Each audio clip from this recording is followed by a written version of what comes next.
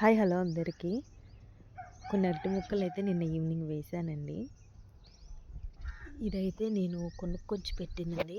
అయితే మా దూడలు తినేసాయన్నమాట. సో, బ్రతుకుద్దా బ్రతకదా అనేసి వేరే చోట వేశాను. అక్కడ నుండి తెచ్చి అయితే ఇక్కడ పెట్టానన్నమాట. ఇదిగోండి చూసారా?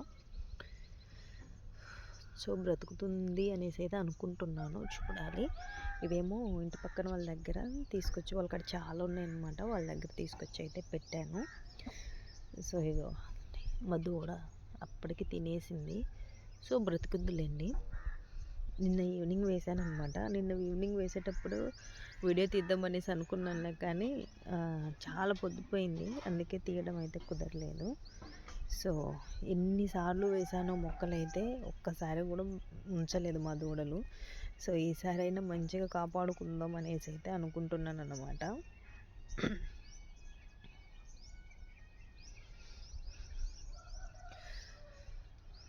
సో, నిన్న వేసి వాటర్ అయితే వేశాను.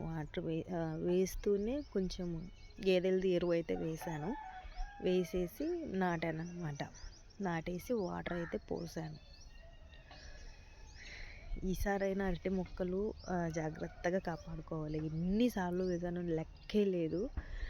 కౌంట్లెస్ అనమాట. అన్నిసార్లు కొనుక్కొచ్చి వేశాను. బయట వేరే వాళ్ళ దగ్గర నుండి తెచ్చి వేశాను. మా దూడలు ఉంచలేదు. తినేస్తూ ఉన్నాయి వాటిని. అలా నాశనం చేశాయన్నమాట. ఈసారైనా మంచిగా పెంచాలి.